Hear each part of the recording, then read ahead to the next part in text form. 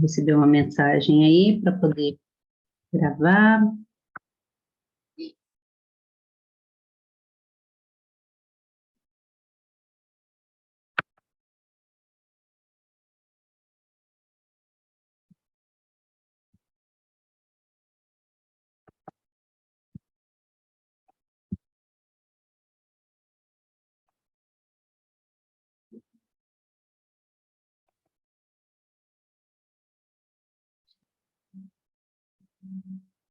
Bom dia, Carol. Bom dia, Sheila. Bom dia.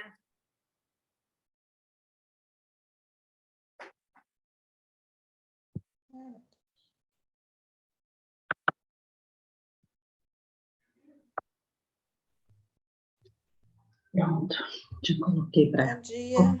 Bom dia, tudo bem com vocês? Tudo, vocês. Tranquilo. Mais um dia aí de muitas emoções. Já coloquei aqui para gravar para a gente, espero que dê tudo certo. Estava falando aqui que a primeira eu achei que tivesse dado erro, que não tivesse ficado gravado, mas graças a Deus ficou. É bom, porque assim depois algumas já avisaram que não iam conseguir participar hoje.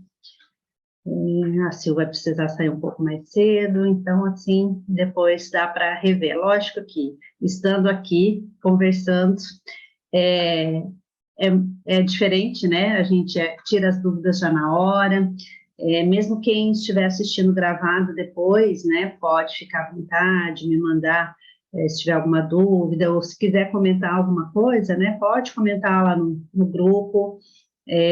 Algumas não tinham entrado, algumas ainda não entraram, mas a maioria está lá, e é interessante a gente conversar, a gente fazer uma troca, porque às vezes a dúvida de um, ou o comentário de uma, né, aquilo que, o aprendizado que alguma teve, um insight, ajuda a outra também, né, então eu gosto dessa troca no grupo por conta disso, porque geralmente aquilo que a gente fala pode parecer uma coisa simples, mas ajuda todo mundo, né? Geralmente traz insight aí para todo mundo.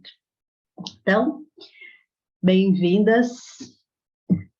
Bom dia oficialmente, na nossa segunda aula, então, dessa mentoria. Eu, emocionalmente inteligente. Estou muito feliz com cada uma de vocês, né, que está investindo nisso, né? Está investindo em si mesma, em se conhecer, em se entender, para poder, então, ter um relacionamento melhor com as suas emoções, consigo mesma e, consequentemente, com qualquer outra pessoa que esteja por perto, né? Quando a gente se relaciona bem, se entende, se relaciona bem com a gente mesma, com o outro é muito mais fácil, né? Então, vamos lá. Na nossa primeira aula, a gente entendeu, né, que a gente não pode controlar as emoções, que elas são benéficas, elas são nossas amigas, né, e controle não é, embora muitas vezes é o que a gente imagina que a gente precisa, mas na verdade a gente precisa fazer as pazes com ela, né, ouvir o que elas têm a nos dizer, entender que cada uma delas tem um objetivo, e esse objetivo é para o nosso bem, mesmo que racionalmente pareça que não, mas quando a gente para, a gente entende isso, que não existem emoções ruins, cada uma delas tem uma função, e uma função de nos proteger de alguma forma, e então, quando a gente entende isso, é muito mais fácil da gente parar para ouvir o que é que elas estão querendo nos dizer, né? E isso vai nos ajudar a ir a ter uma vida mais leve. Propus aí um exercício de tarefa, algumas me passaram ali até a foto do exercício, do que escreveram, e nesse primeiro momento, então, eu queria que a gente compartilhasse um pouco sobre isso. Como foi para você fazer essa tarefa. Eu pedi para vocês, né, pensarem como lembrarem, né, como é que os pais, os avós, aí lidavam com as emoções e qual a emoção mais difícil para você lidar, né? E se você se permitir sentir essa emoção, quem é que você decepcionaria, que ficaria triste ou o que falariam de você? Então, eu gostaria que agora a gente tivesse um tempinho para compartilhar a respeito disso. Quem quer começar?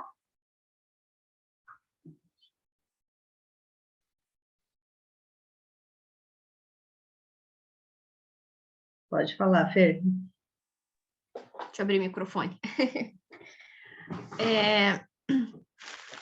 Em relação a, tipo, a como os pais e os avós reagiam às emoções, a gente vê que, quando a gente para pensar em relação a isso, era tudo muito velado, né? Tudo muito escondido. E não só em relação a sentimentos de tristeza, de raiva, tudo, mas até alegria, né? Todo mundo parece que era sempre uma coisa neutra, né? Uhum. E aí a gente começa a puxar pela memória, por exemplo, eu vi minha avó chorar, claro, eu convivi pouco com ela, né? Eu sou a neta caçula, mas assim, eu vi minha avó chorar o dia que a mãe dela morreu, a minha bisa, né? Uhum. Depois eu não lembro de mais nada, assim. O meu avô também, os netos mais velhos falam mais de um avô bravo. Eu, por ser, acho que a caçula, eu já peguei uma fase um pouquinho diferente. Eu lembro muito do meu avô rindo, ele contava piada e sabe aquela pessoa que não consegue contar piada, que ri junto, aí você ri da pessoa e não da piada, sabe? Uhum. Esse tipo de pensamento. E aí, os meus pais, a mesma coisa. Tudo muito neutro, né? Sempre ver a pessoa brava ali e tudo, mas assim, chorar foram mínimas às vezes. Então, quando a gente se torna adulto, é que você consegue ter um pouco mais de consciência ali de quando eles estavam tristes, de quando eles estavam bravos, mas é sempre assim, sentimento muito guardado, né? Sim. Então, aí é o que falavam pra gente, engole o choro, isso não é motivo para chorar, né? E aí eu comecei a pensar em qual sentimento era mais difícil para mim, né? E aí pensei muito, aí primeiro momento, pelo menos acho que para mim, acho que a maioria, a gente lembra dos sentimentos que são considerados ruins, né? Que é o que a gente falou. Você não pode ficar bravo. Então, toda vez que eu tenho um sentimento assim de raiva, você já tenta na hora já mudar aquilo, fala, não, eu não posso ficar brava, e a gente não se permite, né? O sentimento da tristeza parece que é um pouquinho mais permitido, pelo menos para mim, assim, tudo bem ficar triste, daqui a pouco vai passar, mas a raiva é errado, você não pode ter raiva, Uhum. né? Então, quando eu tenho um sentimento, e aí vem todas as variantes, o sentimento de ciúme ou de egoísmo, né? Nossa, egoísmo é um sentimento horrível, você não pode ser egoísta, né? E aí eu vou falar uma coisa que eu senti nesse final de semana. Eu vendi muito bem na feira, graças a Deus. Foi uma das melhores feiras que eu já participei, acho que talvez a melhor. E aí eu fiquei feliz, né, com o resultado. Aí vem uma outra pessoa e fala que vendeu o dobro. Aí na hora, em vez de você ficar feliz com o meu resultado, dá aquele sentimento de raiva, fala, porra, como assim? Né? Aí você já vela o sentimento ao mesmo tempo que, tipo, não, eu não posso ter esse sentimento de ficar irritada, ou chateada, ou frustrada, porque a pessoa vendeu mais que eu, porque isso é errado, né? Agradeça pelo que você fez e não se sinta assim, né? Então a gente tá o tempo inteiro podando o sentimento, né? Tipo, e aí, né, isso foi do final de semana da feira. Só que aí, ao mesmo tempo, eu fui pensando em qual era o sentimento que eu não me permitia sentir. E aí, eu puxei lá da infância, isso eu cheguei a conversar até quando eu fazia terapia com a psicóloga, que eu acho que o sentimento que eu menos me permito sentir é a alegria eufórica, sabe? Aquela, né? Vamos dizer assim, que a gente fica muito feliz e fala alto e eu sempre me considerei uma pessoa bem eufórica, assim, bem expansiva, né? Uhum. E isso na fase adulta, às vezes é considerado como infantilidade, às vezes não, a maioria das vezes, né? Infantilidade. E eu senti que eu fui podando muito isso em mim, que hoje em dia eu não me permito ser essa pessoa eufórica. Eu falo muito, né? Eu sou bem expansiva, mas essa alegria eufórica eu acho que eu perdi. Porque, tipo, eu lembro que quando eu comecei ali na pré-adolescência, né? Eu era muito assim. E eu sempre fui a menorzinha da turma, então eu já era, tipo, a criancinha, né? Todo mundo já era moça, com corpão. Eu não tenho corpão até hoje, né? Então, lá e todo mundo já era assim, eu sou adolescente, eu sou adulto. E eu ainda, a menina, né? E teve uma vez uma colega de turma, isso gravou, olha só, né? Em mim, falou assim, ai, você é muito histérica. Cara, eu era uma criança, uma pré-adolescente, a menina me chamou de histérica, sabe? E eu acho que isso, e eu nunca tinha percebido, e agora eu percebo que isso ficou muito gravado em mim. Então, toda vez que eu me sinto muito feliz, muito eufórica, eu seguro. Porque, Uhum, é a boba, é a infantil, é a criança, né? uhum, E eu acho que isso até em ambiente profissional pesa, você nunca pode estar feliz, você nunca pode estar empolgado. Se você chega, bom dia por quê? Não é? Parece que você está sendo invasivo ou chato mesmo, tipo, ai, a pessoa chega de manhã feliz assim, que saco, sabe? Então você acaba se podando, eu, né, me podei nesse ponto, e, não, o certo é eu ser pessimista, eu estar de mau humor de manhã, eu estar quieta de manhã, porque se ninguém tá, por que que eu tô feliz? uhum, E eu sempre fui uma pessoa sempre fui, não, eu sou uma pessoa diurna, eu rendo de manhã, eu faço melhor as coisas de manhã, vai chegando meio da tarde, final da tarde, eu já tô podre, não quero fazer mais nada, eu durmo cedo. Então, me pedir para fazer hora extra é um saco. Então, eu tá super animada de manhã é errado. Tipo, como que você tá super animada de manhã? Por que você tá feliz de manhã? Por que você acorda de bom humor? Por que você tá lá no 220 de manhã?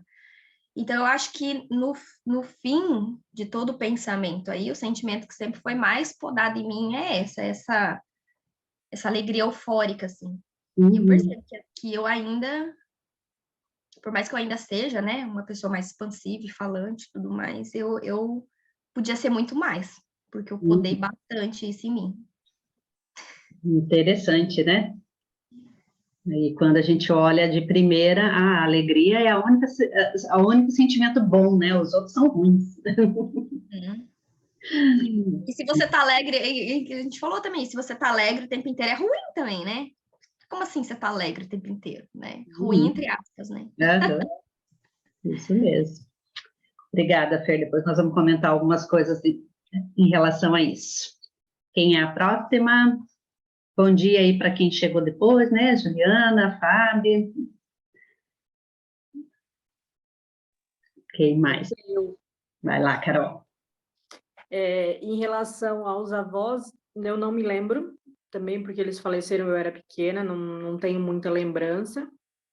Aos pais, é bem isso que a Fer falou, assim, era muito velado o sentimento, né? Então, minha mãe normalmente esconde tristeza, né?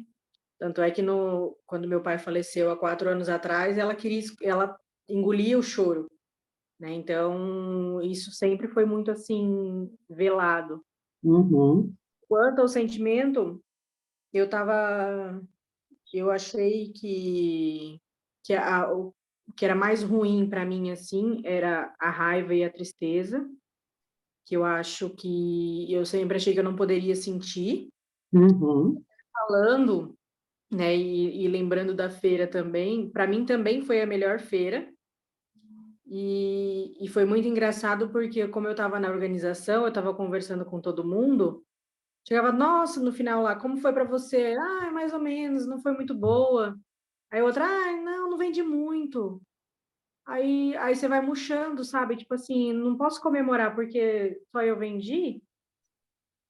E até na segunda-feira eu recebi uma mensagem de uma das meninas falando: "Ai, Carol, ontem eu te falei que tinha sido ruim a feira, mas não foi não, não posso reclamar". mas na hora, acho que no calor do momento, né? A pessoa só expressa o lado ruim, parece, né? Sim. E aí você fica, como a Fer falou, você segura a sua alegria porque você não pode estar mais alegre que o outro, ou às vezes com medo da inveja, do Uhum. cuidado, né? Que a gente sempre Uhum. fala também. E aí a gente segura. E aí, parando para analisar agora, eu acho que eu seguro mais a alegria também perante aos outros, Uhum. e a tristeza e a raiva. Uhum. Muito bem. Interessante, né? Vamos comentar também sobre isso já já. Próxima. Vou comentar, então, o que eu respondi. Já tinha até conversado com você a respeito como foi interessante deixar para responder depois e a movimentação que causa, né? Uhum. Você parar num estado que você está assim, sem focar nisso, e a hora que você focar, como isso te movimenta. Eu venho, questão dos avós, eu venho de raiz de avós alcoólatras. Então, assim, o pai da minha mãe, poucas lembranças, ele faleceu, eu tinha 9 anos, mas tenho lembranças. Mas as lembranças mais assim que a minha mãe conta, essas coisas, é muita raiva.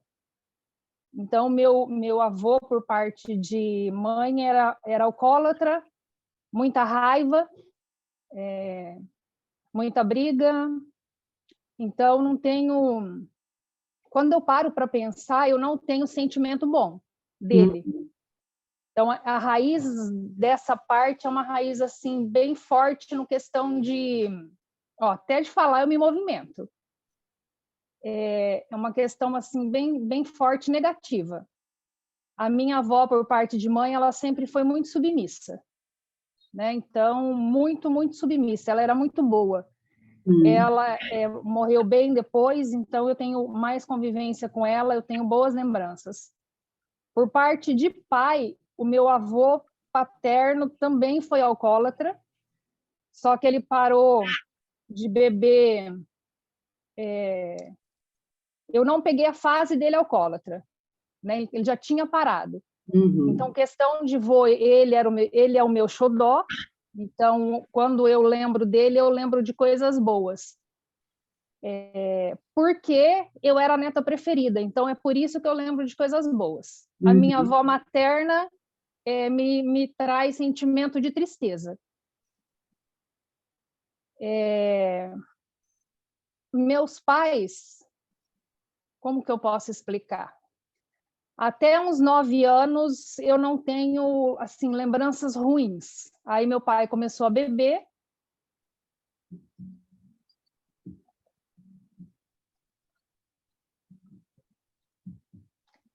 Aí eu não tenho lembranças boas. O meu maior problema, o meu calcanhar de Aquiles é minha mãe, né? Como a gente já fez há algum tempo, eu fiz com você, então hoje a minha convivência com a minha mãe é bem mais leve, mas ainda não é do jeito que eu quero, né? Desculpa, gente. É sobre isso também. É para deixar. Aqui você pode deixar as emoções fluírem, não é errado sentir. E qualquer emoção que é muito difícil e errada para mim é alegria. Qualquer tipo de alegria. Uhum. Não só a alegria exacerbada que a Fer falou, qualquer tipo de alegria para mim é como se eu estivesse ofendendo alguém. Uhum. É como se não me fosse permitido sorrir. Eu não sei sorrir. Uhum. Então, às vezes, quando eu dou risada na minha casa, minha filha fala: mãe, você tá bem? Tá com febre? Porque eu não sei sorrir. Eu não sei brincar. Às vezes o Antônio cobra comigo, ele faz uma brincadeira e eu dou um coice e ele fala assim: meu, eu não sei, eu não fui criada dessa forma. dentro da minha casa, eu lembro de briga, eu lembro de raiva, eu lembro de grito, eu lembro de cobrança, né? Com 46 anos, eu lembro 2 vezes que a minha mãe disse que me amava. Uma faz algum tempo, porque eu falei para ela primeiro, e a outra vez foi essa semana, que a gente estava conversando um pouco à noite pelo WhatsApp, e do nada ela escreveu, "Eu te amo".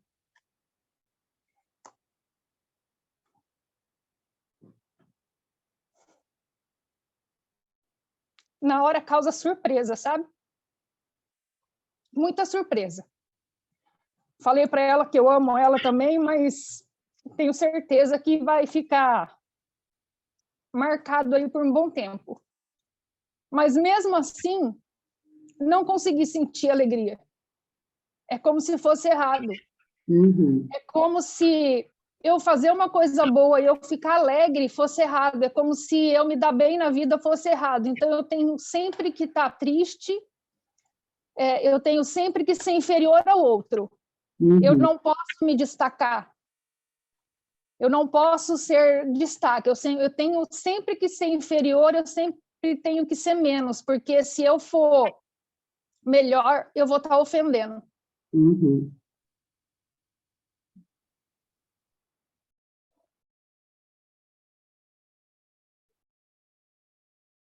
Pois é. Olha só, né?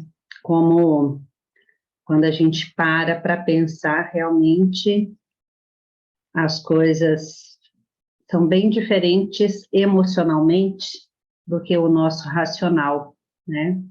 Racionalmente, todo mundo acha que a alegria é a única emoção boa, né?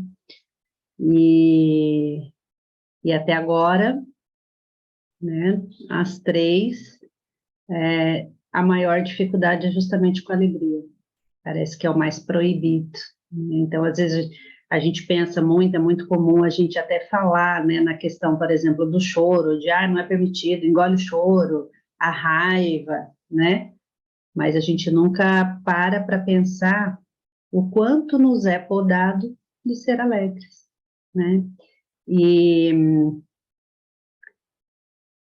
muitas vezes a Sil falou uma coisa muito interessante, e aí, né, para a maioria de vocês aqui que já conhecem a constelação, sabem que uma das leis, né, das 3 leis para um relacionamento saudável, para tudo fluir, para o sistema fluir, né, é a lei do pertencimento.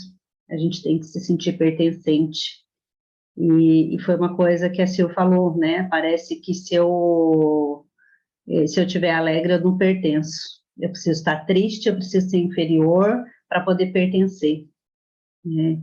Então, a gente se coloca nesse lugar sem saber, de forma inconsciente, atraindo para a gente situações em que a gente vai estar sempre sendo inferior, sempre triste, sempre com problemas, porque daí eu me sinto pertencente, porque como é que eu posso ser feliz, como é que eu posso me destacar se a minha família, se o meu sistema familiar vem aí de um legado de muita tristeza, de muito sofrimento, né? Olha as coisas que ela foi dizendo, né? De problemas com alcoolismo, passando de geração para geração. Então, eu preciso manter esse padrão para eu pertencer. Não é justo. Como que eu posso me destacar, né? Se eu se eu me der bem na vida, eu vou me destacar e aí eu vou me destacar, vou ser diferente, não vou pertencer. E a gente mesmo assume isso internamente e inconscientemente. Então, quanto é importante a gente parar agora e fazer esse exercício para entender que, assim, será que realmente é isso que eles gostariam que a gente fizesse? Será que se a gente pudesse, né, conversar sinceramente aí com as nossas avós, com as nossas mães, com os nossos pais, avós, né? Será que se a gente perguntasse, olha, se eu for feliz, você vai deixar de me amar? Se eu me der bem na vida, eu vou deixar de pertencer? Será que é isso que eles gostariam? Será que é assim que a gente vai honrar a nossa família? Ou será que a gente, se dando bem, né, sendo feliz, aí sim que a gente vai honrar a nossa? E vamos pensar, para facilitar esse raciocínio, vamos pensar nos nossos filhos. Você batalha, você tem suas lutas aí, porque você quer o melhor para o seu filho, sua filha, seus filhos, né? Se você perceber que eles estão atraindo para eles tristeza, peso, né, dificuldades, para ser leal a você, para honrar o seu sofrimento, como se eles dissessem assim: mamãe, você sofreu tanto na vida que por amor a você eu também vou sofrer. Como é que você se sentiria? O que você falaria para eles? Como é que você gostaria que eles honrassem todo o seu trabalho, o seu sofrimento? Isso acontece porque quando a gente toma essas decisões inconscientes, no período em que a gente ainda não tem um racional para isso. E fica tão... Na verdade, a gente não tem nem a memória consciente ainda, né? Tudo isso está registrado lá no inconsciente que não tem um racional. Não tem esse filtro, né, lógica, racional, mas agora, olhando para tudo isso, então a gente pode, né, olhar para tudo isso e falar: não, papai, mamãe, vovó, vovô, eu honro todo o sofrimento que vocês me deram, que vocês tiveram, né, eu sei que vocês sofreram, que vocês deram muito duro, que vocês passaram por muitas dificuldades, e todo esse sofrimento que vocês tiveram, eu vou honrar agora sendo feliz, me dando bem na vida. Encerrando aqui esse ciclo, para que o ciclo da nossa família, a partir de agora, seja diferente, né? Para que os que venham depois possam fazer diferente, para que os meus filhos possam fazer diferente. Porque se a gente não quebra esse ciclo, os nossos filhos vão ter que lidar com isso também. Então, e assim, isso é algo muito forte, é inconsciente, e quando a gente traz para a consciência, isso já ajuda um bocado, mas nem sempre a gente consegue sozinho. Às vezes, por mais que a gente tenta aqui no racional e o inconsciente fica lá lutando contra isso. Então, às vezes, a gente precisa fazer algum outro movimento mais profundo para poder desemaranhar, né, como a gente diz na constelação, essas coisas. Mas trazer para a consciência é 50% do caminho. E se a gente não traz para a consciência, a gente nem sabe o que está acontecendo, né? Então, obrigada, Sil, por compartilhar. Mais alguém que é a próxima? Posso falar? Claro. Eu, assim, eu tentei parar para pensar, e aí não vinha nada, assim, de sentimento, de lembrança, né? Aí eu percebi que, no meu tempo de mais jovem, quando eu morei com a minha mãe se divorciou do meu pai, eu tinha 7 anos, e ela foi morar com os meus avós, né? Maternos. E a gente acho que não prestava muita atenção, não sei, ou como a Fernanda disse, que os sentimentos eram velados, né? Uhum. Porque eu não conseguia, assim, me recordar, sabe, minha mãe muito feliz, eu lembro dela, assim, sempre se fazendo de vítima, quando eu comecei a ficar adolescente e ficar mais moça, a gente brigava muito, porque tudo ela se fazia de vítima, sabe? Tudo, reclamava muito, então eu não lembro dela, assim, muito alegre, sabe? Uhum. Também não tinha isso de ficar falando muito, eu te amo, acho que isso refletiu um pouco, porque eu sou mais, assim, seca, né, mais, tenho essa dificuldade também, mas sou mais, consigo transmitir um pouco mais do que ela, sabe? Mas eu sinto que ela me ama do jeito dela, meu pai também, sinto o amor dele, né, do jeito que ele era, mas sempre assim, aquela pessoa, igual, sabe, não transparecia muito, eu não sei se é essa palavra, os sentimentos, quando você pensa em sentimentos, né, que é o que você pediu para a gente ver. Meus avós também, lembro muitas brigas também, mas assim, rateação, como diz, né, tava brigando com as panelas, aquela coisa, sabe, e eu lembro mais disso, essa é a minha lembrança. E acho que mais doeu para mim foi a separação dos meus pais, que eu tinha 7 anos. Eu era muito apegada ao meu pai, então até hoje, né? Então tem toda essa questão com ele, não sei o porquê, mas a minha ligação sempre foi maior com ele, sabe? E amo minha mãe, né? Tento passar isso para ela, e percebi isso, como as 3 meninas falaram aí também, parece que a gente não pode ficar muito alegre, e parece que eu estou sentindo isso, uma coisa assim, que parece que quando a gente começa a ficar feliz, se destacar, as pessoas se afastam de você, eu estou sentindo isso. E hoje eu vejo, assim, poucas pessoas do meu círculo que realmente eu sinto que estão torcendo por mim, que estão me apoiando, sabe? Então parece que você tem que ficar sempre ali embaixo, sabe? É sempre naquela zona tipo, sabe? Não sei explicar, mas eu sinto, hoje eu vejo assim, pessoas que nem me conhecem, às vezes vêm falar comigo, nossa, que legal, tô te acompanhando, tô vendo sua luta, não sei o quê, e algumas pessoas que eu esperava que estivessem ali mais próximas, elas se afastam, sabe? Eu não sei se é inveja, não sei inveja do quê, porque a gente sabe que a internet também é uma coisa que não é da realidade, a gente sabe da nossa luta, né? Você, Sônia, as pessoas que estão mais próximas de mim, sabem que a minha vida é uma luta, continua, que números não dizem nada, isso aí são só números. Claro, a gente, né, dá uma certa autoridade, mas assim, não é, na realidade é bem outra. Então, eu percebo exatamente o que as minhas falaram, né, resumindo, que a gente não pode se estar bem e demonstrar muito isso. Sabe? E às vezes eu faço algumas coisas para tentar ajudar outras pessoas, sabe? Para mostrar para as pessoas que é possível, porque eu sei da minha dificuldade e eu tento ajudar, mas às vezes eu sou interpretada de outra forma, sabe? Aí eu fico mal, sabe? Eu me sinto numa montanha-russa. Tem dia que eu estou bem animada, sabe? Tem outro dia que acontece algumas coisas, eu vou lá embaixo e dá vontade de parar com tudo, desistir de tudo. Não sei se as meninas passam por isso, mas eu passo por isso constantemente. Um dia estou bem, outro dia estou mal. Eu me sinto numa montanha-russa de emoções, na verdade. Acho que era isso. Legal. Obrigada, Sheila. A Érica está no trabalho, não sei se ela consegue escrever no chat alguma coisa. A Fábio também não está aí, com a câmera aberta, se quiser abrir, Fábio, não sei se você consegue falar agora, se quiser abrir aí a câmera. Oi.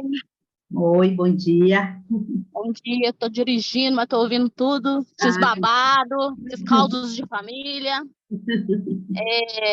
Então, eu queria falar assim, né, meus pais, meus avós, todas as emoções que me lembro e que minha mãe fala dos meus avós, né, era de extrema violência e de extrema palavrões, né, não tinham diálogo, não tinham conversa, né, e minha mãe trouxe isso um pouco para a minha vida, né, para a minha realidade, né, eu também sofria violência doméstica com ela, palavrões, enfim, né, tudo que vocês imaginassem de ruim, e eu pensava muito nisso, né, de não levar isso para os meus filhos, porque aquilo não me fez bem, né, aquilo me feriu demais, né, então eu pensava muito nisso, e como lidar com isso, né? Porque daí o que eu trouxe da minha mãe? A gritaria, né? Eu trouxe muito isso da minha mãe. Então, tudo eu tinha que resolver gritando. Tudo. E isso, eu pensava assim, meu Deus, eu odiava tanto isso e eu tô fazendo isso com os meus filhos. Então, eu tive que ter esse controle por mim mesmo e por Deus, porque eu não tinha Sônia Mello na época, então era eu, Deus mesmo, Deus fala aqui, porque o negócio tá feio, eu não sei o que fazer, né? Porque a gente se vê perdidos, né? E não era, eu não queria errar também. Não que somos perfeitos, ninguém é, mas eu não queria errar da mesma maneira, né? Então é se moldar, né? Eu vejo que todas nós somos esse diamante, e nós temos que ser lapidados todos os dias, melhorar como esposa, como mãe, melhorar como profissional, né? Ser lapidados em todas essas áreas, né? E o que mais que foi a última pergunta que eu não vi aqui, que eu estou dirigindo? Era sobre... A raiva, a minha emoção, no caso, né? É a mais difícil? E quem que eu machucaria? Todos que estão à minha volta eu machucaria, né? Porque para mim a pior coisa, a pior emoção que eu posso expressar é a raiva. E isso faz com que todos se decepcionem, seja meu marido, meus filhos, meus amigos, né? Todos aqueles que estão à minha volta, e eu vou repelir todos eles. E eu acho que isso era um mecanismo de defesa naquela época, né? Porque eu não queria ninguém perto de mim, eu tinha desconfiança de todo mundo não prestava, todo mundo ia me machucar, então eu afastava as pessoas da minha vida com a raiva, né? Eu não queria a ajuda de ninguém, porque para mim não existia ninguém que ajudava ninguém. E, então, sim, foram muitas coisas que foram lapidadas em mim, né? E que hoje eu vejo essa lapidação, mas é claro que se a gente puder melhorar, né, ainda mais, né, depois dos 40, melhor ainda, né? Pois é. Mas é isso, meninas. Obrigada, Fá. Então, interessante, né? Cada uma tem a sua história, mas a gente percebe que não existe uma emoção realmente boa. Todas elas, de alguma forma, mesmo a alegria, olha só, né? A maioria sente essa necessidade aí de, inclusive, não demonstrar toda a alegria, né? Deixa eu ver aqui, a Érica, né, colocou aqui, penso que... Vou voltar aqui. Não tenho, a Érica disse o seguinte, não tenho lembrança dos meus avós quanto a manifestações das emoções, mas, ao parar para pensar, fez sentido o modo como minha mãe é, a forma como fui criada e tudo que tenho de melhorar em mim. Fui criada em um lar sem manifestações de afeto e carinho. Hoje penso que a minha linguagem de amor é pelo presentear, pois é o que eu tive durante a minha infância, sempre presentes quando era momento, mas não havia abraços, beijos, parabéns ou coisas do gênero. Linguagem do amor. Deixa eu até anotar isso aqui. A gente vem de gerações e gerações, né?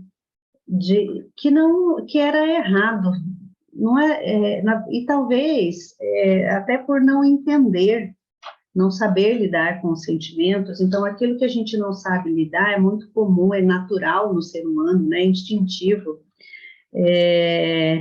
Aquilo que a gente não conhece, que a gente não sabe lidar, a gente tenta excluir, a gente tenta reprimir, né?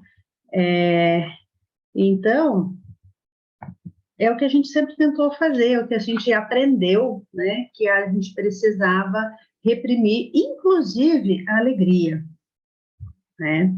E aí, algumas coisas do que vocês falaram que eu quero pontuar para a gente pensar, começar a entender, a aprender como é que a gente lida com as emoções. Então, por exemplo, vamos começar lá quando a Fer falou que ficou feliz por ter vendido, foi a feira que mais vendeu, e de repente alguém vendeu mais que ela, e naquele primeiro momento, né, uma raiva ali, né? Poxa vida, como assim, né? Mas ao mesmo tempo já abafo isso, porque, nossa, não pode, eu preciso me alegrar pelo outro, né? E é interessante que, assim, tem uma frase que eu gosto muito que diz que é mais fácil a gente chorar com os que choram do que a gente se alegrar com os que se alegram.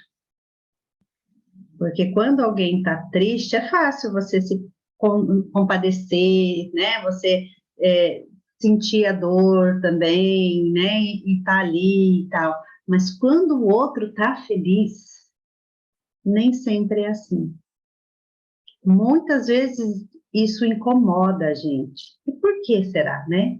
Então aí vem a inteligência emocional. Ao invés de tentar, porque o que a gente tenta fazer é isso, não, é feio sentir raiva, é feio, não, como assim? Se a outra pessoa está feliz, eu tenho que ficar feliz por ela também, né? Então, eu tento aqui fazer um movimento externo de eu tenho que ficar feliz e esconder aquela raiva. Qual é o caminho ideal? É eu parar e acolher esse sentimento. Ok, eu estou sentindo raiva porque o outro vendeu mais do que eu. Por quê? Então, aí, assim como a gente sentou aqui para, né, e a Silvia falou, né, é diferente quando a gente está, você está ali, você está trabalhando, você está fazendo alguma coisa, você está pensando no assunto, você está ali refletindo, mas quando você senta, né, você para escrever, para pensar, focado, e principalmente quando a gente escreve, gente, porque a escrita ela é terapêutica, quando a gente escreve à mão, a gente busca as informações lá no nosso inconsciente. Então, a melhor forma, né, de a gente se conhecer aí, da gente lidar com a gente sozinho, é escrevendo à mão, né? Então, e aí, essa pode ser a próxima tarefa de vocês, né? Aqueles sentimentos que vocês forem notando, forem percebendo, então, por exemplo, Fer, para agora, tira um tempinho e escreve, né? Por que é que eu senti essa raiva? Qual a mensagem que essa raiva queria me trazer? Né? Então, talvez, assim, não sei o que vai, né? Cada um tem aí a sua própria resposta, não existe uma resposta pronta, cada um tem a sua, mas talvez por trás disso tenha um sentimento de, puxa vida, eu nunca sou boa o suficiente. Puxa vida, eu me esforcei tanto quando eu achei que eu tinha feito o meu melhor. Não, alguém ainda fez melhor do que eu. Eu não sou boa o suficiente. Então, talvez a dor, né, que essa raiva, que isso não é justo, eu me esforcei tanto e alguém foi melhor do que eu. Né? Então, isso porque a raiva expressa uma injustiça, um sentimento de injustiça. Né? Então, puxa vida, isso não é justo. Eu me esforcei tanto e ainda assim não fui bom o suficiente. E aí, quando você se dá conta, né, se for isso, estou dando um exemplo aqui só para vocês entenderem, né? Mas se for isso o sentimento, né? Puxa, eu não sou bom o suficiente. Aí você pode parar e conversar com esse sentimento. Ok, esse é o primeiro, né? Essa é a indicação, é isso que você quer me dizer, né, Raiva, tá? Que é injusto, tanto que eu me esforcei e alguém sair melhor do que eu. Mas espera lá, isso era uma competição? Espera lá, a pessoa que vendeu mais, o produto era o mesmo que o meu? A experiência dela no mercado é a mesma que a minha? O que aconteceu, né, para que ela vendesse mais? O que eu vendi não foi o suficiente para mim, né? Então, assim, foi a melhor feira que eu vendi. Então, é uma competição comigo mesma só, é uma superação da minha própria meta. Né? Isso não quer dizer, porque assim, se eu sempre depender né, de uma comparação com o outro, eu sempre vou encontrar alguém que vai estar melhor do que eu, pelo menos aparentemente. Porque, assim, o que será que ela fez para conseguir vender mais? Será que ela fez algo diferente? Será que o esforço dela foi diferente? Será que ela já está aí? Será que ela já participou de mais feiras que eu? Não sei. Existem inúmeras possibilidades, né? Mas, e mesmo que assim, não, foi a primeira feira dela e ela já vendeu mais do que eu. Puxa vida, isso é injusto. por que que isso é injusto? Por que que eu tenho que ser a melhor? Por que que eu não posso me alegrar com o meu melhor? Por que que eu tenho que ser melhor do que o outro? Quando é na minha vida que eu fui comparada com o desempenho do outro, que o meu desempenho foi comparado com o desempenho do outro? Será que algum dia...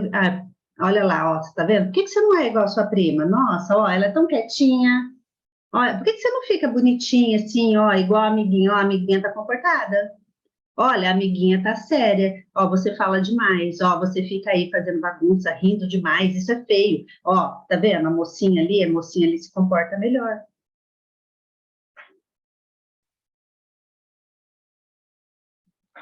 Entende? Então, a gente tem que ir mais fundo, né? Então, quando a gente para olhar isso, a gente vai mais fundo, né? Eu estou apenas aqui chutando algumas coisas para vocês irem pensando, né? Irem olhando, e isso é uma investigação que vocês vão ter de fazer agora, aí vocês com vocês mesmos, né? A questão da alegria ficou muito clara, né? Muito, que assim,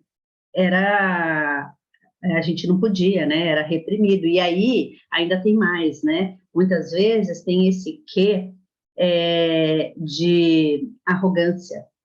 Se eu estou feliz, parece que eu estou querendo ser arrogante, parece que né? Ai, como assim? Tá todo mundo triste e eu estou feliz? Não. E você está feliz? Não, não pode. Não é normal isso. Como assim? Você tem que estar triste também, é o normal. E aonde que a gente aprendeu isso? E será que isso é verdade? E será que eu preciso realmente? Será que que quem me ensinou isso querendo realmente que eu ficasse triste? Ou porque foi o que aprendeu? E será que se agora eu ficar feliz, realmente eu vou magoar essas pessoas? Realmente eu não vou pertencer? Que daí é tudo aquilo, né, que eu falei, realmente me dando mal que eu vou me sentir pertencendo? Eu vou honrar todo o sacrifício, toda a dificuldade que os que vieram antes de mim tiveram? Eu honro isso me dando mal na vida também? Levando para minha descendência esse legado de tristeza, de vida difícil? É isso? É assim que eu honro tudo que eles fizeram por mim? Né? Então, vamos pensar sobre isso.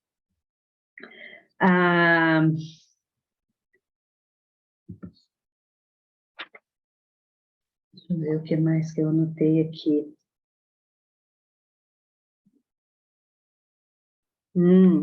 A Sheila comentou alguma coisa aqui, né, em relação à mãe, que a mãe se fazia de vítima, né? E isso incomodava. E realmente não é legal você estar ali com alguém que é sempre a vítima, né? E se ela era sempre a vítima, de alguma forma foi o que ela aprendeu, né? Em alguma forma, era só quando ela era vítima que ela era vista.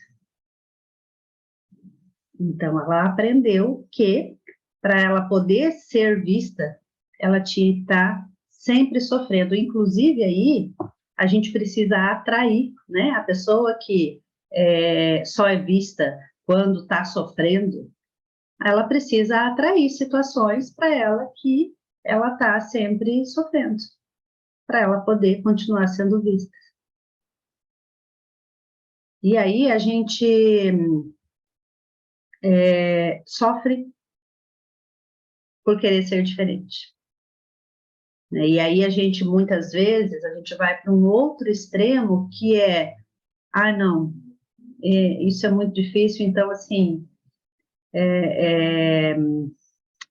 como é que eu vou, qual a melhor palavra? A gente não pode ser triste, a gente não pode sofrer, a gente tem que não pode ficar nesse lugar de vítima, não. A gente tem que estar sempre bem, a gente tem que ir para a luta, a gente tem que ir atrás, e ok, né? A gente aprende alguma coisa com isso, sim, a gente aprende a não ficar ali parado chorando, mas muitas vezes a gente não se permite parar e chorar um pouco quando a gente precisa. Aí a gente vai para um outro extremo, de nunca se permitir ser acolhida, de nunca se permitir chorar, de nunca se permitir ficar triste, porque está doendo. Né? Então, aí, assim, aí é aquele extremo, se por um lado eu não posso ficar feliz, mas por outro lado também eu não posso ficar triste. E aí? O que eu faço da vida, então? Né? Eu realmente tenho que reprimir todas as minhas emoções e agir como um robô. Um robô é que não tem emoção, que não tem sentimento, que nem está triste, nem está feliz. Então, ao mesmo tempo que eu não posso estar feliz, porque senão parece que eu estou incomodando, até porque se ela está triste o tempo todo, como que eu posso estar feliz? Então, inconscientemente, eu me mantenho nesse padrão também de sofrimento para não incomodar, para não ser diferente, para poder pertencer. Mas, por outro lado, eu também não me permito, isso é tão ruim, né? Ficar ali chorando o tempo todo, isso é tão chato, que aí eu não me permito, quando eu preciso, eu não me permito chorar também. E aí, mesmo quando eu estou precisando de colo, eu estou ali, firme. E aí, quando eu sou assim, as pessoas olham para mim e falam, nossa, você é forte, nossa, você dá conta de tudo, nossa, você sempre está bem. E aí, então, se você é forte, se você não dá conta de tudo, se você está sempre bem, eu não preciso ter cuidado com você, eu não preciso te acolher, eu não preciso ter um jeito para falar, me preocupar, né, para falar com você com jeito, porque não, você passa por cima de tudo, né, então tá certo. E aí a gente leva pedrada, porque as pessoas acham que a gente aguenta, que a gente é forte. E aí a gente fala, puxa vida, eu queria tanto um colo, mas eu cansei de ser forte. Às vezes chega um momento que a gente fala, eu tô cansada de ser forte. Né? Então, é o equilíbrio, né? Quando a gente exclui uma parte, uma emoção, seja pelo motivo que for, a gente fica em desequilíbrio. Na verdade, a gente percebe que nenhuma delas, né? Nenhuma das emoções a gente se permite sentir de verdade em equilíbrio. Né? E aí, a Érica falou uma coisa interessante, que é a questão da linguagem do amor, né? Dos presentes, né? E eu gosto muito de presentear porque era a única forma, né? Não havia demonstração de carinho, era só os presentes ali nas datas e tal, né? Não era nem com um abraço, não era nem com parabéns, um beijo ou com qualquer coisa assim, era só o presente. E aí eu não sei se vocês já ouviram falar, tem um livro que se chama 5 Linguagens do Amor. Na verdade, era um e já tem vários, né? Porque tem os 5 Linguagens do Amor, aí as 5 Linguagens do Amor da mulher, da criança, do marido, tem um monte, né? Mas não sei se, né, se alguém conhece, mas a premissa dele é que cada pessoa ela tem uma forma de se sentir amada e de demonstrar amor. Cada um tem a sua própria linguagem do amor. E nós temos muita dificuldade por não entender isso, por não reconhecer isso, tanto em se sentir amado como em demonstrar amor. Então, é muito comum, às vezes, você fala assim, eu faço tudo pela pessoa e a pessoa não se sente, não tá bom, nada é suficiente. Talvez você faça tanto, mas você faça na sua linguagem. É como se, assim, você fala alemão e a pessoa fala japonês. Então, você está falando para ela que ama, né, em alemão. Mas a pessoa fala japonês, ela não está entendendo nada do que você está falando. E aí, às vezes, você está ali fazendo de tudo. Você, por exemplo, se a sua linguagem de amor é serviço. São 5 as linguagens de amor, né? E uma delas é serviço. Então, a pessoa que tem essa linguagem de amor, ela está sempre fazendo pelo outro. Então, ela vai cozinhar, ela vai lavar, ela vai arrumar as coisas, ela vai estar sempre servindo, né? Querendo servir. E nesse sempre querendo servir, de repente você está sempre agitada, eu estou sempre cozinhando, eu estou sempre limpando, eu estou sempre fazendo, né, para poder manter tudo organizado, para manter tudo limpinho, para, né, demonstrar o quanto eu amo. E a pessoa está falando, puxa vida, a pessoa não me ama, ela nem fica comigo, ela só quer saber de casa, só olha, liga para casa, só quer saber de ficar arrumando as coisas, né, a pessoa não me vê. E aí você fala, puxa vida, mas eu estou fazendo tudo isso por você, mas não era isso que a pessoa queria. De repente a pessoa queria que a casa, preferia que a casa tivesse uma bagunça, mas que você parasse meia hora e sentasse ali do lado, conversasse, brincasse. No caso de um filho, por exemplo. Sabe aquela coisa que a gente fala muito, né? Eu faço de tudo por você. Eu parei de trabalhar fora para ficar aqui, para trabalhar em casa, para cuidar de você. E às vezes a criança fala assim, eu preferia que você trabalhasse fora, mas quando estivesse em casa, você olhasse para mim. Então, é importante a gente identificar isso, né? Não era nem pauta do curso em si, né? Mas foi muito bom a Erika ter tocado nesse assunto, ter falado disso, porque é muito importante a gente entender como é que a gente se sente amado e entender que nem sempre a forma que a gente se sente amado é a forma que o outro se sente amado. E aí, mais, né, se eu me sinto, porque daí eu fico lá, né, por exemplo, né, eu tô ali, cuidando da casa, limpando, não sei o quê, e tal, e aí, como essa é a minha linguagem de amor, o que eu queria? Eu queria, por exemplo, que o meu marido tivesse ali do meu lado, ou que, sei lá, os filhos, né, tivessem ali, me ajudassem a cuidar mais, a fazer cada um a sua parte, para que eu não precisasse, né, estar ali o tempo todo e tal, né?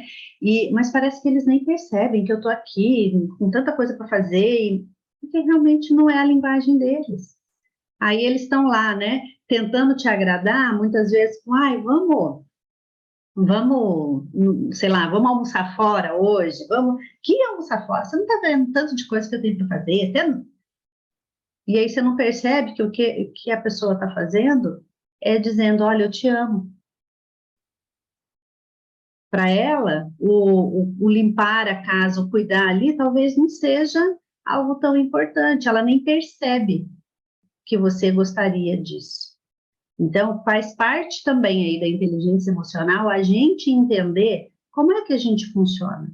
E tudo isso tem muita relação, né? E aí isso o livro não fala, né?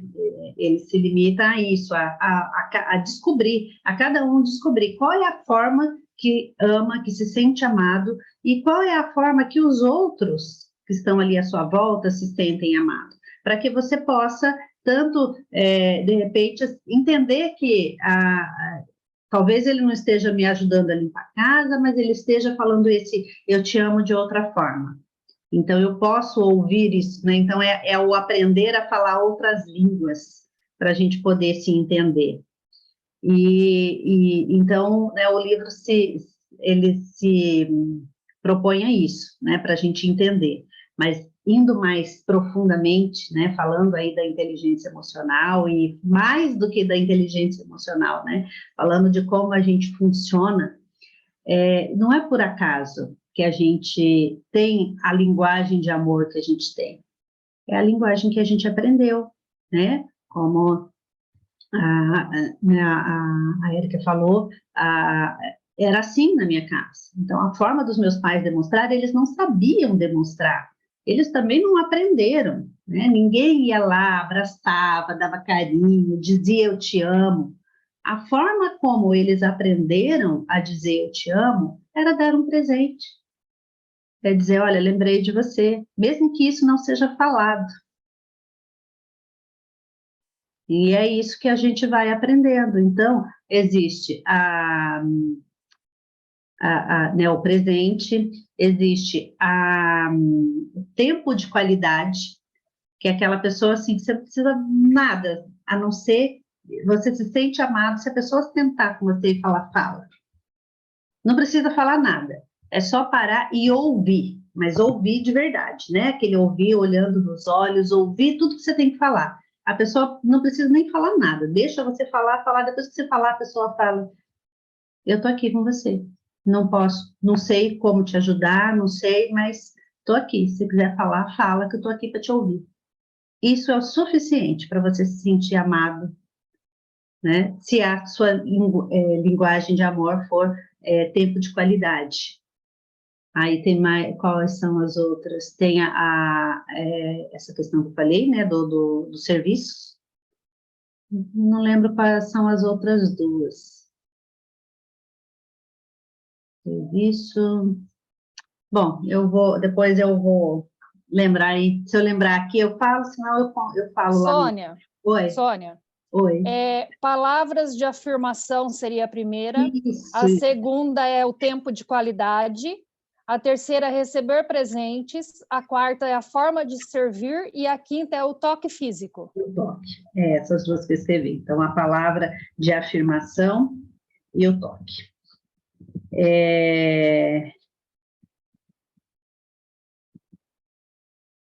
A palavra de afirmação é aquela que a pessoa sempre te elogia, né? É aquela que, poxa, você conseguiu, nossa, eu gosto de ver como você vai à luta, né? Como você realmente não deixa a cair, né? Não se fica desanimada. Eu gosto de ver como é o elogio, né? A palavra de afirmação é o elogio. E o toque, né? É o toque. É o abraçar,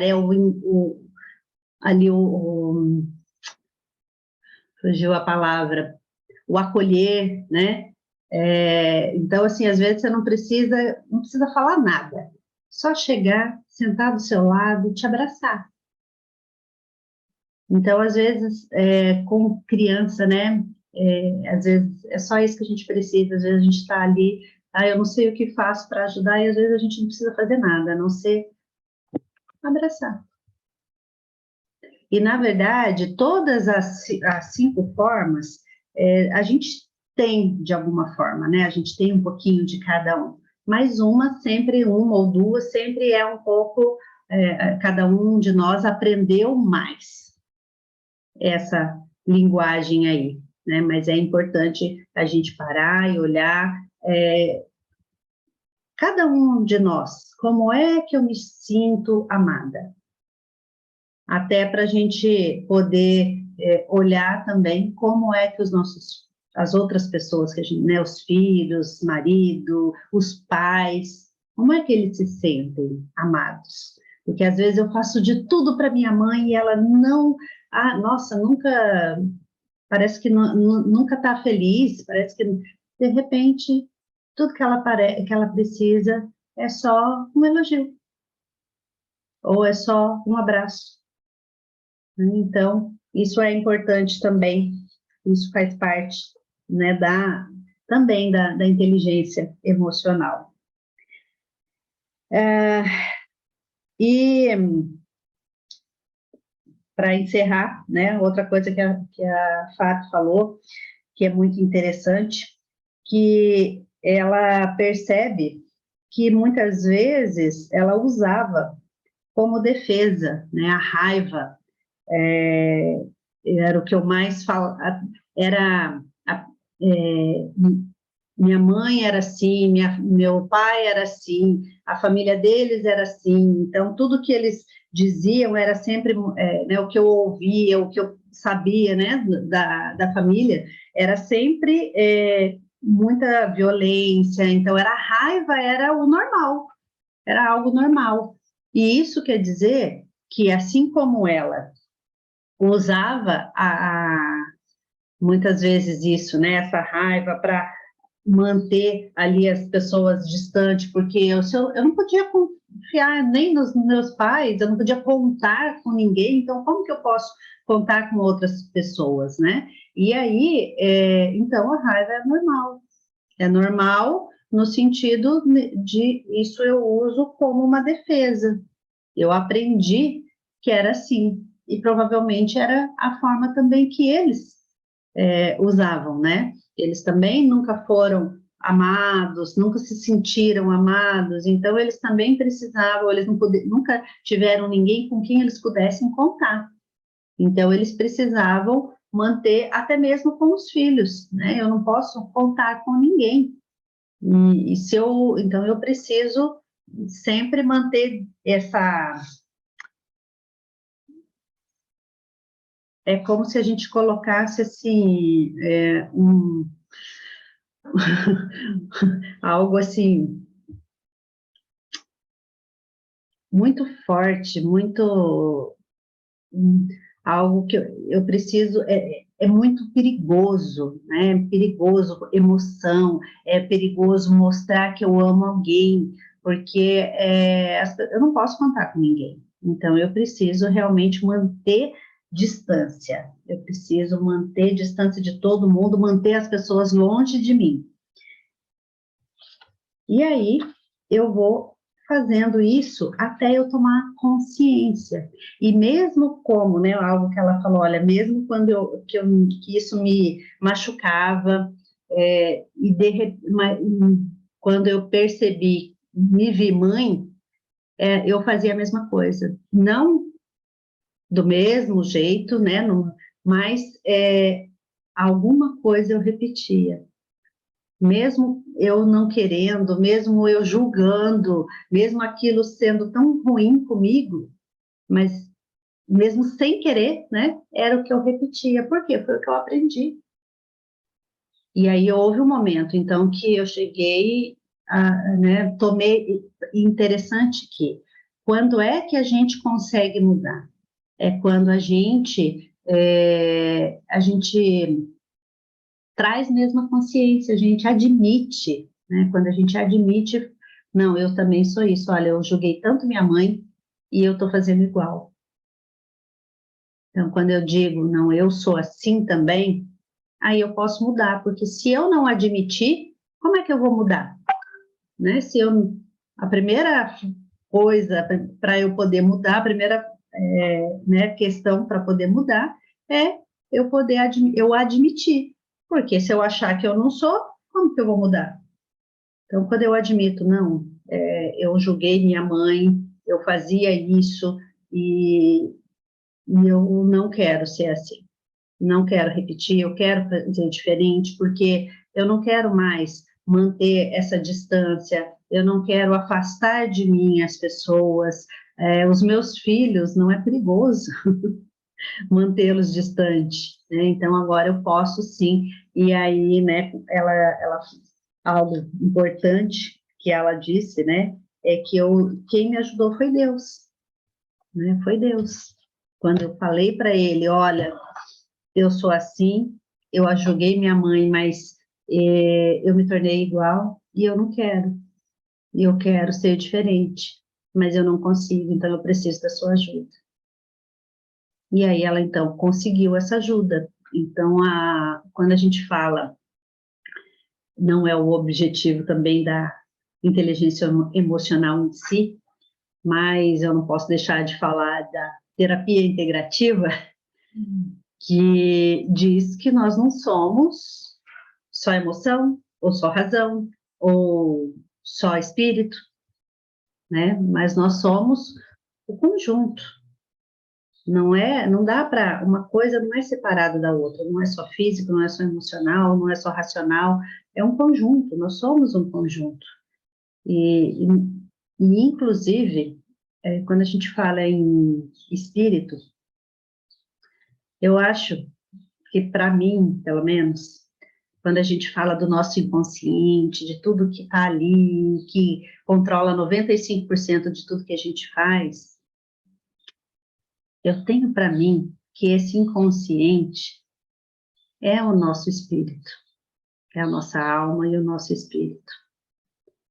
E eu acredito que nós não somos um corpo que tem um cérebro e que tem sentimentos e que tem um espírito. Eu acredito que nós somos um espírito. E esse espírito, ele habita um corpo. Um corpo que, inclusive, um dia vai chegar ao fim. Vai chegar o momento que esse corpo não vai mais existir. Mas o nosso espírito é eterno. Ele vai continuar. Então, é muito importante a gente olhar para esse espírito, para tudo que está lá, para nossa alma, para tudo que está lá, né, escondido ali, e entender tudo isso e se libertando, porque isso é o que vai ficar. Isso é que é o eterno. Certo? Bom, alguém... a Silmarene, vou fechar a cama. Ah, tá. Se vai sair, beleza, sem problema. Então, sobre a nossa tarefa, eu acho que a gente teve bastante aprendizado, né? E agora, o próximo passo é, então, realmente começar a perguntar para essas nossas emoções, o que é que elas querem dizer para você? Qual o recado que elas querem dizer? Então, puxa vida, eu não quero ficar com raiva. Por quê? Ah, é feio. Não, não é feio, é um sentimento que quer dizer alguma coisa. O que é esse sentimento? É lógico, você não precisa sair falando, uma coisa é você falar, não, agora eu posso sentir raiva e aí eu saio brigando com todo mundo, não é isso. Mas é você parar e ouvir você mesma. Espera lá, o que essa raiva quer me dizer? Por que eu estou sentindo tanta raiva? Por que eu estou sentindo tanta tristeza? Por que eu estou com medo? Interessante que a gente não falou do medo, né? Ninguém falou do medo. O medo parece que é um pouco mais permitido, né? A gente ter medo. Todo mundo tem, é mais comum, né? Mas ainda assim, se a gente olhar, ainda tem aquela coisa de quando é criança, do tipo assim, eu não posso demonstrar que eu tenho medo, eu tenho que ser forte, eu tenho que ir com medo mesmo, né? Não é assim que a gente fala, vai com medo mesmo. E ok, o medo você não precisa te paralisar, mas você precisa parar e ouvir, por que esse medo? Por que eu estou sentindo um medo que está me paralisando? O que esse medo quer me dizer? Qual o perigo que ele está querendo dizer que eu estou correndo? Então, quando a gente, ao invés de reprimir, ao invés de dizer, não, eu não posso sentir isso, isso é errado, eu tenho que ir com medo mesmo, e aí eu vou, mas esse medo não vai sumir, você pode até conseguir ir, fazer o que você precisa e enfrentar, mas dali a pouco vai acontecer outra coisa e você vai ficar com medo de novo. Então, para e ouve, o que é que esse medo está querendo dizer? É muito difícil a gente conseguir parar e ter um tempo para a gente. A gente vive numa loucura de querer alcançar resultado, de querer ser o melhor, de conseguir os nossos objetivos, e a gente não tem tempo para se ouvir, para ouvir o que é que isso está, por que é que isso está me incomodando. E aí entra um outro assunto, que é o que eu quero conversar hoje, que é sobre a questão dos gatilhos.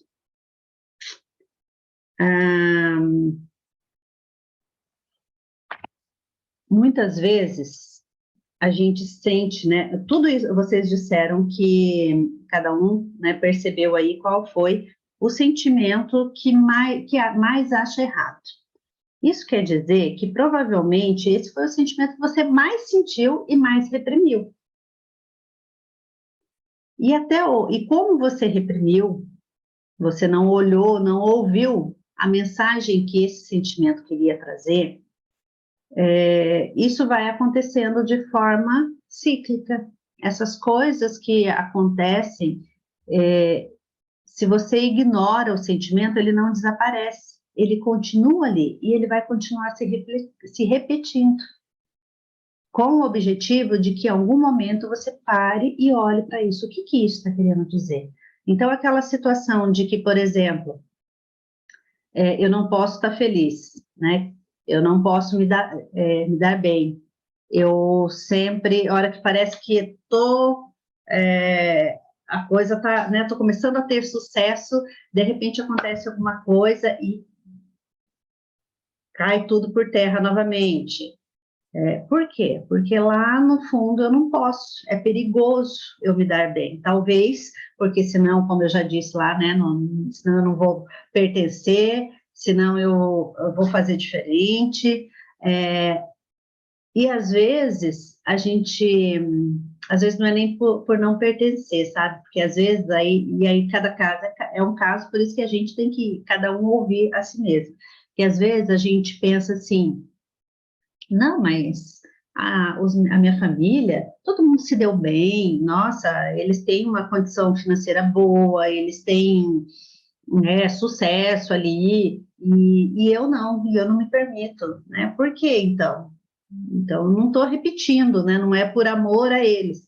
Aí pode ser que você esteja fazendo o contrário, pode ser que você esteja se dando mal na vida para punir os seus pais. É como se a gente tentasse dizer, tá vendo, ó, como você nunca demonstrou amor, como você nunca me acolheu, como você nunca me elogiou, como você nunca me deu a mão, como você nunca me ajudou, então agora, ó, tá vendo como eu sofro, tá vendo como a minha vida é difícil e a culpa é sua? Então, muitas vezes a gente faz o contrário, a gente se dá mal na vida para tentar punir os nossos pais, quando a gente acredita que a culpa é deles, né? Então, a gente atrai para a gente essas situações para a gente poder continuar ali punindo eles, para que de alguma forma eles possam fazer diferente. E no fundo, no fundo, no fundo, é sempre o desejo maior, mesmo quando aparentemente a gente, poxa, eu quero, né, inconscientemente, lógico, eu vou me dar mal para poder punir os meus pais, mas lá no fundo a vontade é que se eu punir os meus pais, aí eles vão olhar para mim. Quem sabe assim eles vão olhar e falar: puxa, filha, eu não sabia, me perdoa. Agora eu vou olhar para você. Agora você pode contar comigo. Só que nem a gente sabe disso. Como é que eles vão saber? Então, por isso a gente precisa olhar os gatilhos, né? Porque como que eu vou saber? Eu nunca, tá bom, eu estou entendendo agora tudo isso, mas como é que eu começo? Como é que eu vou sentir o que eu sinto, o porquê que eu sinto? Então, aí você pode começar a olhar os gatilhos. Então, por exemplo, quando alguém vendeu mais do que eu, isso me causa raiva. Por quê? Isso é um gatilho. E às vezes, sabe aquele dia que você está assim, de repente você está mal-humorada, você está com raiva, ou você está triste, ou você está com medo, e você não sabe o porquê. Parece que eu estou travado, parece que eu quero fazer uma coisa, mas de repente eu travo, me vem um medo e eu não consigo. Então, o que está acontecendo? Qual é o gatilho?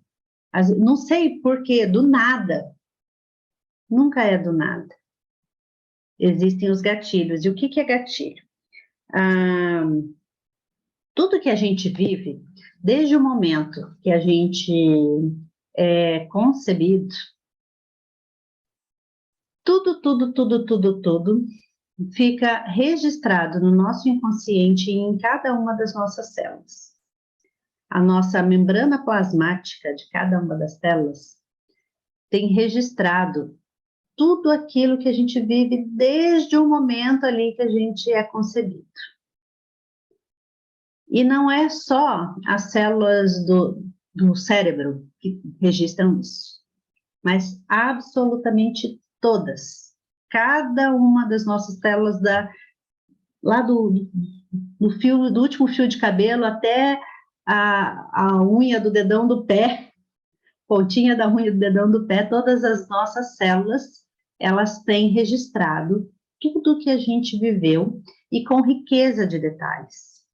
Não é só o que aconteceu, mas a forma como a gente interpretou aquilo e tudo o que existia ali. Então, por exemplo, sabe aquela coisa de quando a gente fala assim, isso tem cheiro de infância? Eu sinto um cheiro de sei lá, de uma comida, de uma determinada comida, e você lembra cheiro de comida de vó.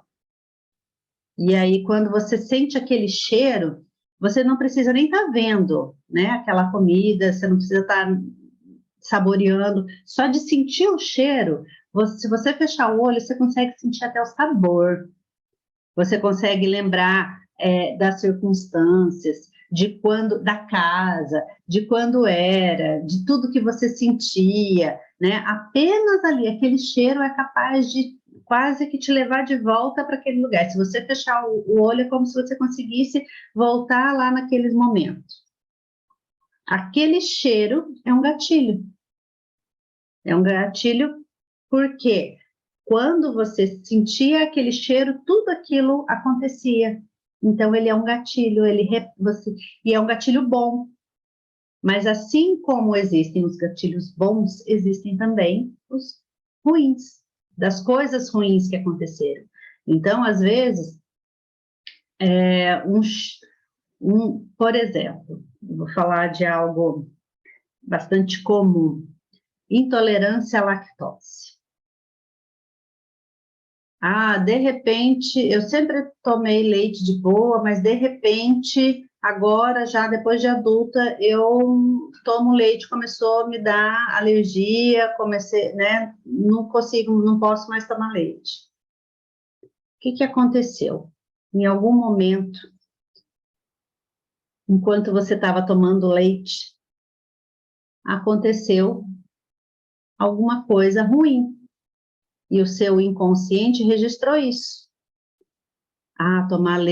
Quando eu tomei leite, isso aconteceu, então eu não vou tomar leite é perigoso, então eu não posso mais tomar leite, porque se eu tomar, aquilo pode acontecer de novo. E isso pode ser desde criança, como, por exemplo, por algum motivo, sua mãe não conseguiu te amamentar. Isso acontece geralmente quando é desde criança, né? Criança que tem a intolerância à lactose lá desde pequenininha, de alguma forma, a mãe não conseguiu alimentar e ela entende, né, aquilo vira um gatilho. E isso eu estou falando de alimentação, mas isso também reflete nos sentimentos, nas nossas reações.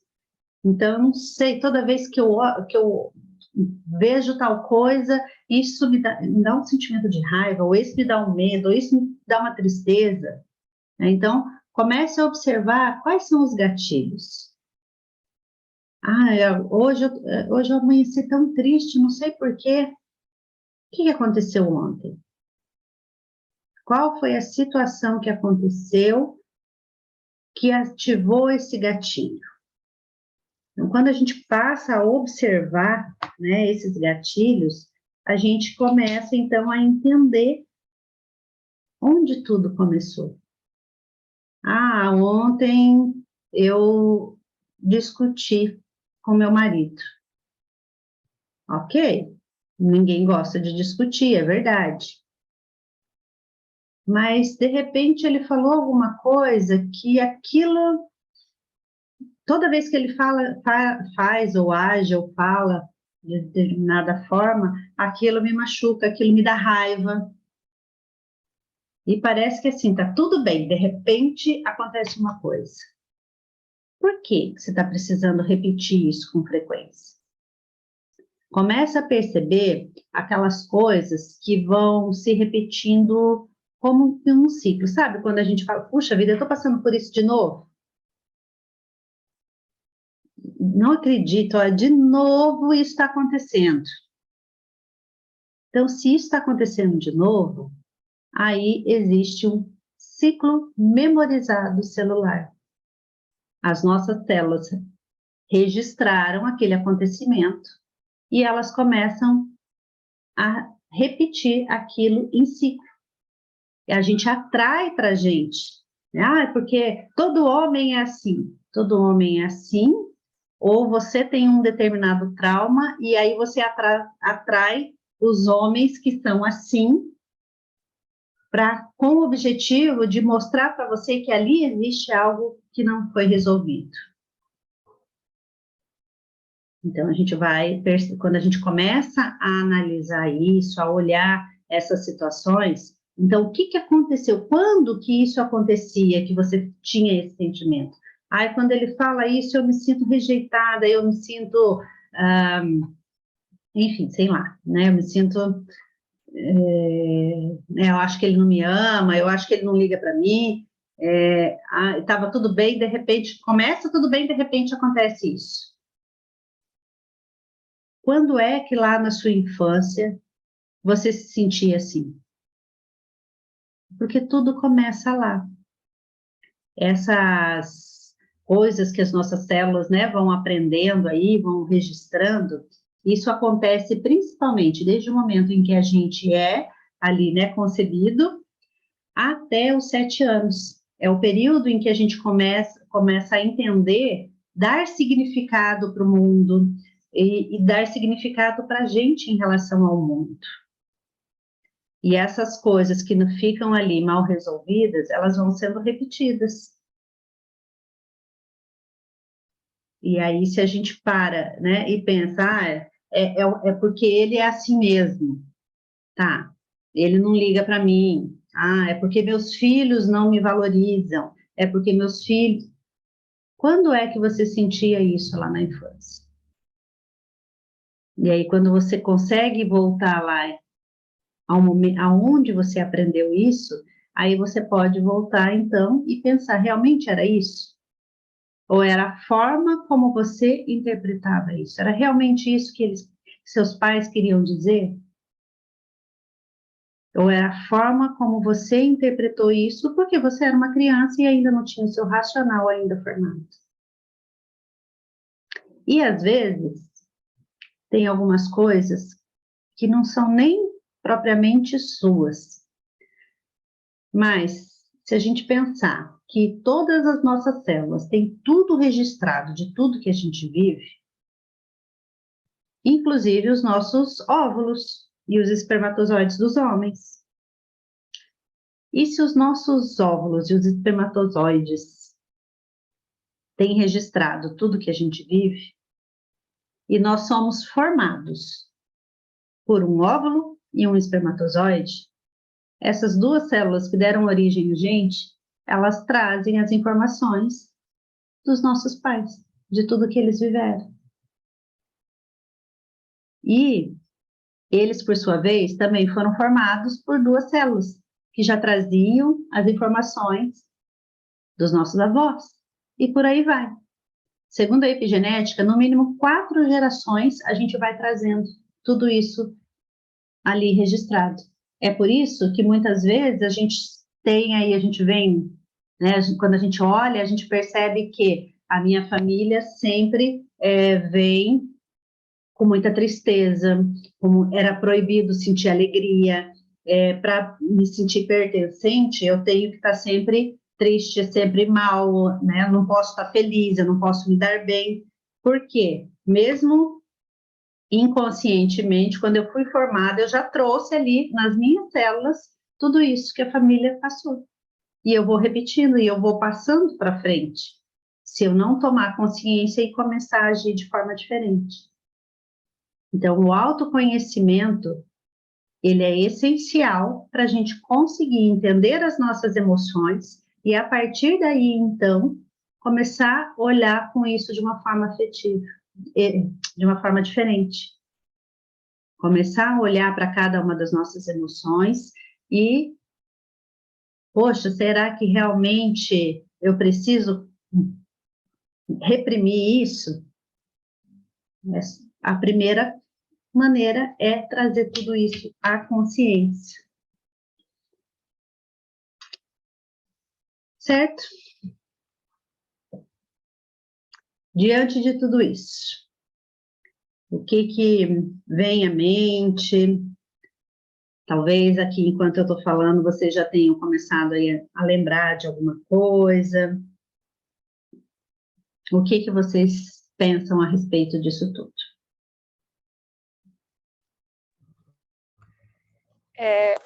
Sônia, você estava falando e eu estava aqui pensando, né? Hoje eu tenho alguns pensamentos, digamos, diferentes. Então eu paro e analiso assim. Lá na minha infância ocorreram algumas situações que não eram para ter ocorrido e inconscientemente eu culpava minha mãe por isso. Uhum. Então eu acho que isso que acabava pesando muito. E eu cheguei numa conclusão, não tinha como ela, vamos supor, me defender, me proteger, se ela não tinha conhecimento daquilo. Uhum. Então, na visão era assim, mas ela é minha mãe. Como a gente sempre... ela sempre me cobrou muito por eu ser a mais velha, sempre comparou muito, até você começou aquelas comparações naquela hora lá, e eu parecia que via minha mãe falando.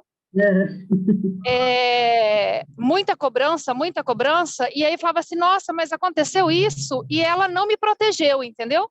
Era dever dela. Mas depois de todas, né, essas terapias que eu tenho feito aí, esse autoconhecimento que eu tenho buscado, eu vejo assim, não tem como você proteger se você não sabe. Então é a mesma coisa. Como que eu quero proteger a Maria 24 horas, mas como eu vou proteger ela de tudo? Ela também tem dificuldade de se abrir, então também não sei tudo o que acontece, né? Uhum. A partir do momento que eu mudei essa minha visão de ter a realidade que eu não tinha como ser protegida se ela não soubesse, melhorou muita coisa. Uhum. Você vem, eu te ligo? Só um pouquinho que eu estou descendo do carro. Então, eu vejo que melhorou muita coisa mesmo, depois que eu mudei essa visão. E uma outra coisa que me ajudou muito foi quando eu tive o conhecimento dos princípios básicos da constelação em respeito da hereditariedade, né? Sim. Eu mudei muito a visão a respeito da minha mãe. Então, assim, eu vi que eu devo ser grata à vida que ela me deu. Eu devo a ela muito respeito, mas eu devo colocar limite nas coisas. Sim. Né? Isso também me trouxe mais leveza no relacionamento, são assim a minha mãe, entendeu? Uhum. Então hoje eu me sinto assim mais leve quando eu falo da minha mãe, quando eu converso com a minha mãe, a nossa convivência é bem mais leve. Bem. Então eu vejo que era a forma de eu olhar, entendeu? Sim. Veio muito esse negócio de proteção, de medo, então, mas não tem como você proteger alguém se você não sabe o porquê ou da onde, ou que tipo de proteção. Uhum. Muito bem, isso mesmo. Alguém mais quer comentar alguma coisa? Posso falar?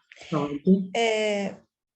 Fez sentido uma coisa, quando você está falando, não sei se tem muito a ver, mas se fica tudo registrado, né, a gente vê, né, tendo a consciência disso, a gente entende algumas coisas, né, algumas atitudes que a gente tem ao longo do caminho, igual, né, vocês falaram aí, não tem como a gente mudar se a gente não aceita, né, se a gente não entende esse padrão. E aí me fez cair uma ficha de quando as pessoas falam, né, eu também busco essa expansão de consciência que a Silmara falou, e aí eu fico pensando, quando as pessoas falam assim, você tem que imaginar lá na frente e sentir. Quando você sente, né, eu já ouço muito falar isso, o universo vai conspirar e vai acontecer.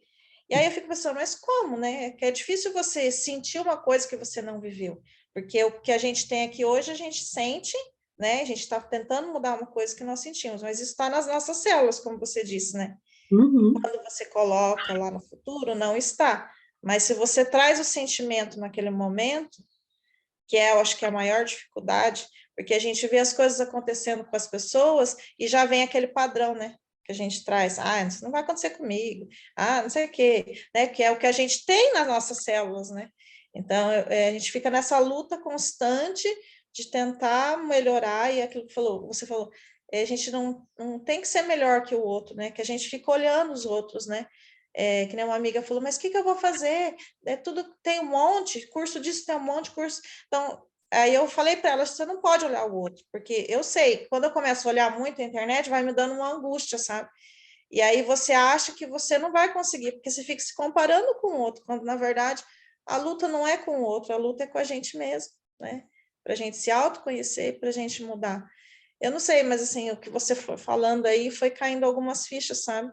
Desse que, na verdade, é o sentir mesmo, é você se permitir sentir numa condição melhor para você quebrar um padrão do que veio até agora e começar a ter outros, né? Ter uma vida, tipo, do jeito que a gente quer, né? Porque a gente imagina que a gente quer uma coisa, só que a gente não consegue porque a gente está preso a um passado. Uhum.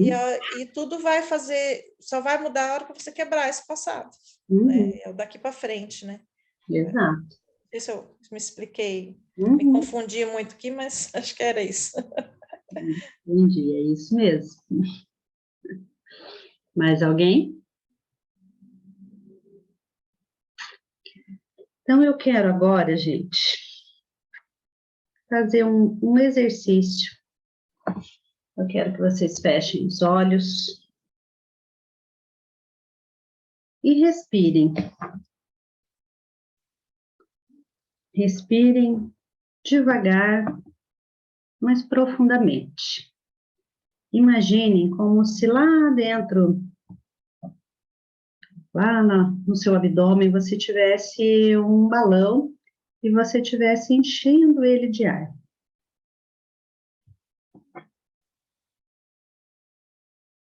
Até encher o máximo. Na hora que ele estiver completamente cheio, você segura cheio um pouquinho.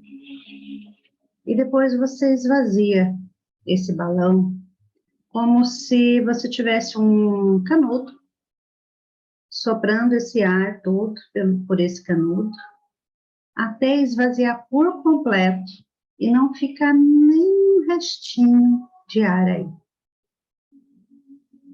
Isso. E enquanto você vai inspirando e expirando, você vai percebendo o seu corpo, vai sentindo cada partezinha do seu corpo, vai trazendo você para o presente.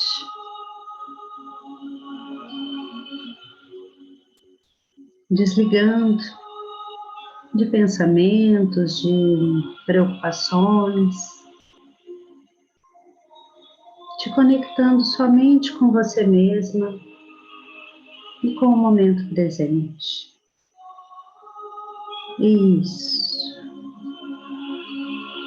E agora, aí, concentrada em você mesma, eu quero que você repita para você mesma. De olhos fechados, concentrados, você vai dizer para você mesma: apesar de, às vezes, eu me sentir triste, outras vezes, eu senti muita raiva, às vezes, um medo que me paralisa, e outras vezes, uma alegria profunda, que eu não acho que deveria sentir. Apesar disso tudo, eu me amo, eu me aceito e eu me respeito profundamente e completamente. Isso. E repita mais uma vez, bem profundo, lá no profundo da sua alma. Apesar de muitas vezes me sentir triste, com raiva, com medo ou feliz, eu me amo, me aceito e me respeito, profunda e completamente. E perceba qual o sentimento que vem, como você sente o seu corpo quando você diz isso.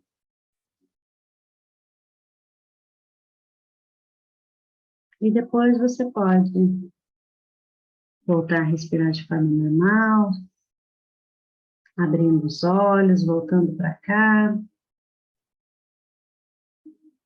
e compartilhando. Como é que você sente? E como é que fica o seu corpo quando você diz isso para você mesmo?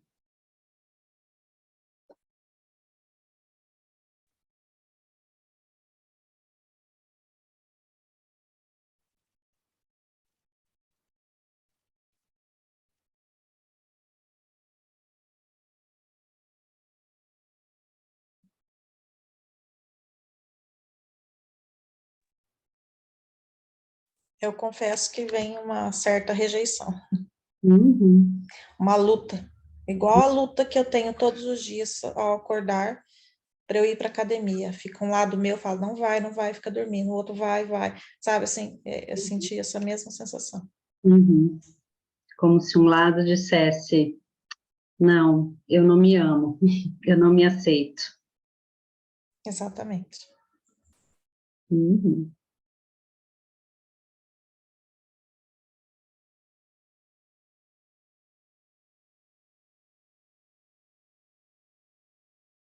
Então agora,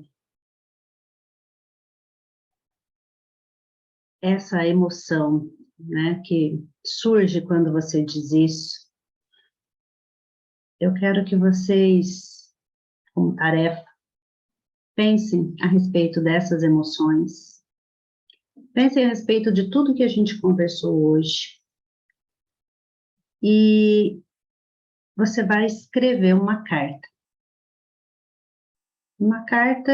para você mesma, ou para suas emoções.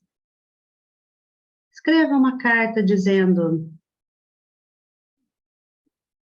tudo que você sente, né? Talvez pensando qual é a maior dessas emoções. Por exemplo, eu não posso ficar feliz, né? Eu não posso me permitir. Se eu fico feliz, eu me sinto culpada. Então, escreva uma carta para a alegria, dizendo: olha, quando eu me sinto alegre, eu me sinto culpada, eu acho que eu não tenho esse direito, eu acho que as pessoas vão me julgar, enfim, tudo que vier, simplesmente não pensem, simplesmente o que vocês forem sentindo, eu não mereço ficar feliz, eu não mereço me amar, é perigoso me aceitar, né? Então, tudo que for vindo, vocês vão escrever. Escrevam. E essa carta, pode ser que você escreva de uma vez só, pode ser que você sente e escreva tudo isso. Pode ser que no dia seguinte você pare, olhe e lembre de mais alguma coisa e venha algum outro sentimento e você continue. Enfim, cada um vai respeitar aí os seus sentimentos e vai escrever tudo que for preciso, até sentir que você colocou tudo para fora. E depois que você escrever tudo isso, né, essa carta para essa emoção, veja se existe uma, né, mais forte aí, se é a alegria, se é a tristeza, se é a raiva, se é o medo, né, se é um misto de todas elas, escreva essa carta.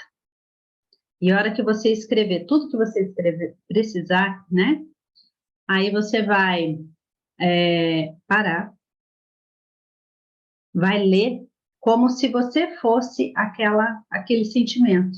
Então, se você está escrevendo para alegria, por exemplo, ou pode ser que você escreva para as minhas emoções, né? Aí você vai parar, vai fazer esse exercício de respiração para se trazer presente e vai ler a carta como se você fosse essa emoção para quem você escreveu. Como se fosse a sua emoção lendo a carta. Você vai ler. E aí você vai responder como se fosse essa emoção. O que essa emoção diria para você? Como ela responderia? Talvez ela responderia aquilo que ela quis dizer, né? Quando eu apareço no momento em que você não se permite sentir alegria, eu venho aqui para te dizer que você pode ficar feliz, né? Enfim, qual é o recado que ela quer dar? Eu venho te mostrar que a vida não é só tristeza, eu venho te mostrar que tem tanta coisa feliz, mas você não se permite, você acha que isso é perigoso. Então, ouça o que a emoção quer te dizer.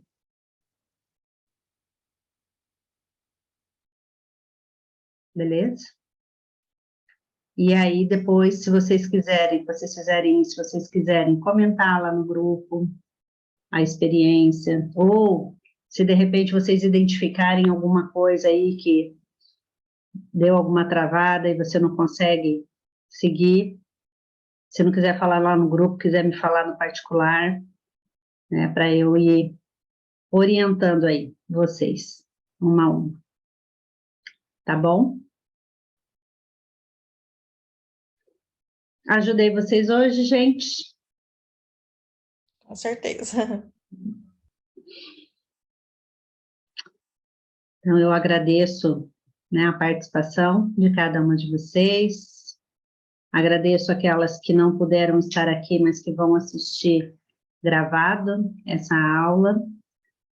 E me coloco aí mais uma vez à disposição para aquilo que vocês precisarem conversar, entender e se entender um pouco mais. Tá bom? Vamos dar um print aqui. Não, um print para tirar, para a gente postar depois a nossa aula. Vamos lá? Beleza. Muito obrigada, meninas. Daqui 15 dias temos a nossa terceira aula. E até lá, qualquer coisa, a gente vai se falando. Até mais. Tchau, obrigada, Sônia. Tchau.